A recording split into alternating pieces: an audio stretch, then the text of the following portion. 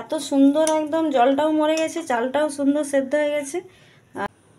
এখানে আমি বাসন্তী পোলাও বানাবো, আর সেই জন্য আমি এখানে চাল গোবিন্দভোগ চাল নেব। আর এটা কিন্তু চালটা খুব এখানে মেপেই নিতে হবে। তো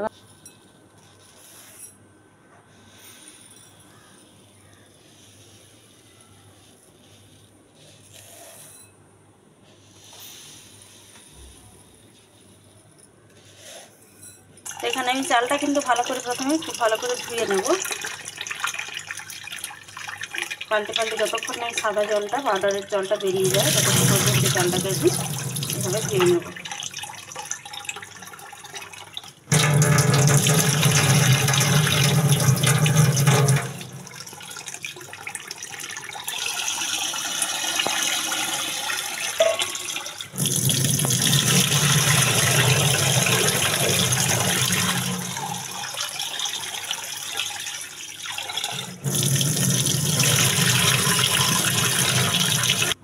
তো চালটা কিন্তু আমি ভালো করে ধুয়ে নিয়েছি। তো এবার আমি চালটাকে একটুখানি মিলে রেখে দেবো একেবারে। এটাকে কেউ ফ্যানের হাওয়াতেও রাখতে পারো, আর নাহলে নর্মাল আমি এটা টাওয়ালের ওপরে চালটাকে আমি কিছুক্ষণ এটা মিলে এটা শুকনো করে নেব।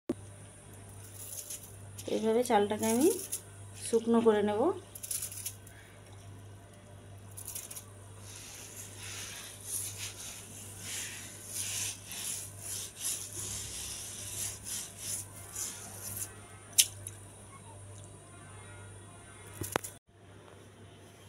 চালটা কিন্তু একদম শুকনো হয়ে গেছে, ঝরঝরে, একদম ঝরঝরে হয়ে গেছে দেখুন। এবার এটাকে মধ্যে কিন্তু আমি সব কিছু মাখিয়ে নেব। চালটা আমি নিয়ে নেব,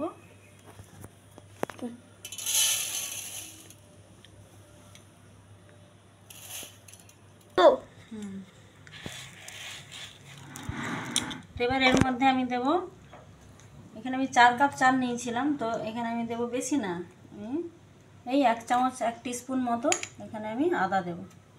কিছুটা আমি এখানে হলুদ দেব যেহেতু কালারটা হবে। আর আমি এখানে, আর পোলাও মানে একটু মিষ্টি ভালো লাগে, তখন আমি চিনি দেব। 4 কাপ চাল 4 টেবিল স্পুন চিনি, আর দেব কিছুটা পরিমাণ নুন পরিমাণ মতো।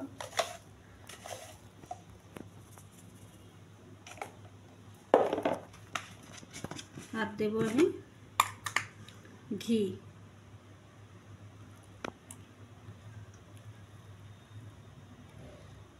এই 2 টেবিল স্পুন মতো আমি ঘি দেবো এখানে।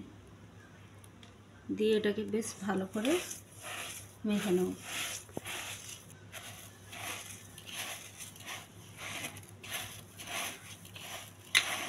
এইভাবে এটাকে কিন্তু ভালো করে মেখে আমি আরও 30 মিনিট মানে আধা ঘন্টা আমি এটাকে রেখে দেবো, ঢাকা দিয়ে এটাকে রেখে দেবো আধা ঘন্টা।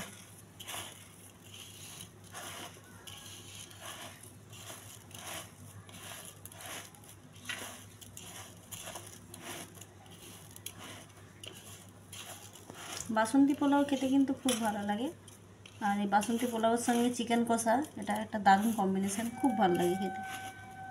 তো আজকে চিকেন কষাটাও আমি বানাবো।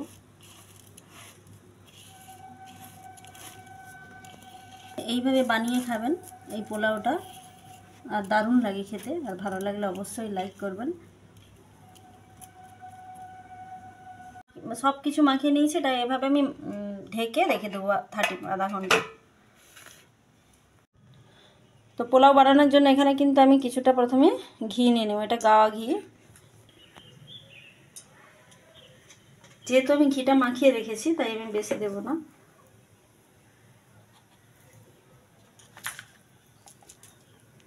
এরপর দেবো এতে কিছুটা গোটা গরম মশলা।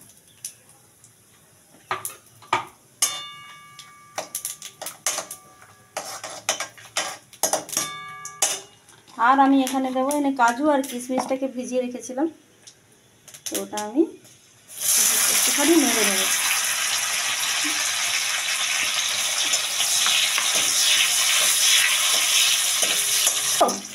দেখুন কাজু কিশমিশটা আমি নেড়ে নিয়েছি। তো এবার আমি এর মধ্যে এই চালটা দিয়ে দেবো।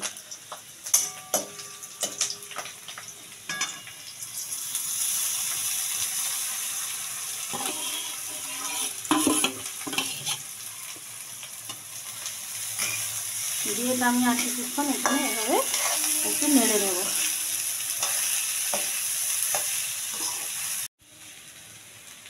এটা কিন্তু আমার একদম নাড়া হয়ে গেছে। তো এই কাপেই কিন্তু আমি চাল নিয়েছিলাম, 4 কাপ চাল নিয়েছিলাম, আর এই কাপের মাপেই আমি জলটা দেব,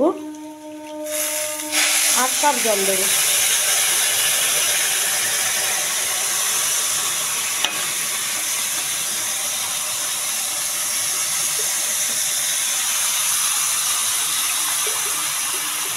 চার, 5, 6, 7, 8। কারণ এই চালটাতে যতটা পরিমাণ চাল হবে তার ঠিক ডবল জলটা দিতে হয়, তবেই এই পোলাওটা খুব ঝুরঝুরে হবে। আর পোলাওটা চালটা মেপে নেওয়াটা খুব জরুরি, সেই পরিমাণ তবেই জলটা বোঝা যাবে, তা না হলে পোলাওটা কিন্তু ঝুরঝুরে হবে না, জড়িয়ে যাবে। তো এইভাবে এটা কিন্তু আমি জাস্ট একদম কম আঁচের মধ্যে এটা ঢাকা দিয়ে আমি এটাকে 20 মিনিট মতো এটা আমি রেখে দেবো। জাস্ট ঢাকা দিয়ে এভাবেই আমি রেখে দেবো। এটা 10 মিনিট হয়ে গেছে, দেখুন এটা ফুলে গেছে অনেকটাই। তো এটা আরও আমি কিছুটা টাইম ঢেকে এইভাবে কম আঁচে রেখে দেবো, তাহলে পোলাওটা একেবারেই ঝুরঝুরে হয়ে যাবে।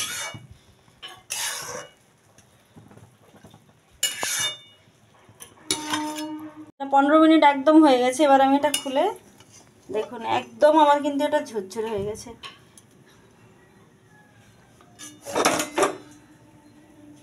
একদম ঝুরঝুরে হয়ে গেছে।